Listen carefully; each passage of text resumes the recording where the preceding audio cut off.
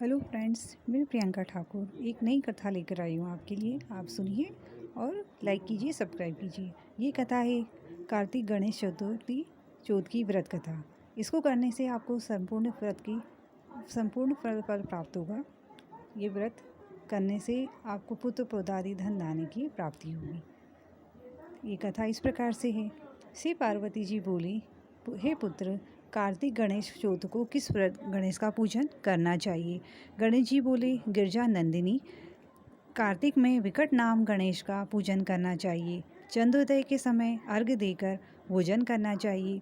पूर्व समय में अगस्त्य मुनि नामक एक ऋषि थे। वे समुद्र के किनारे कठोर तप कर रहे थे। वहाँ से कुछ दूरी पर एक मादा पक्षी अपने अंडों को सेह रही थी। उसी समय समुद्र का चढ़ाव आया और अंडों को बहा ले गया।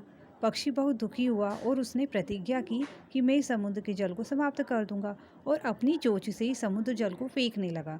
इस प्रकार करते करते काफ़ी समय बीत गया, तो पर समुद्र का जल नहीं घटा। वह दुखी हो अगस्त्य मुनि की शरण में गया और उनसे समुद्र सुखाने की प्रार्थना की।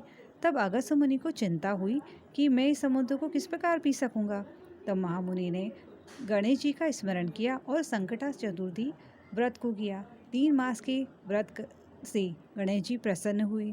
श्री गणेश जी के व्रत की कृपा से अगस्त्य मुनि सुखपूर्वक समुद्र पी गए। इस व्रत के प्रभाव से अर्जुन ने निर्गत कवच आदि शत्रुओं पर विजय प्राप्त की। श्री कृष्ण के ऐसे वचन सुनकर पार्वती जी प्रसन्न हुई और विचार करने लगी कि मेरा पुत्र जगत में पूजनीय तथा सर्वसिद्धि का दाता है।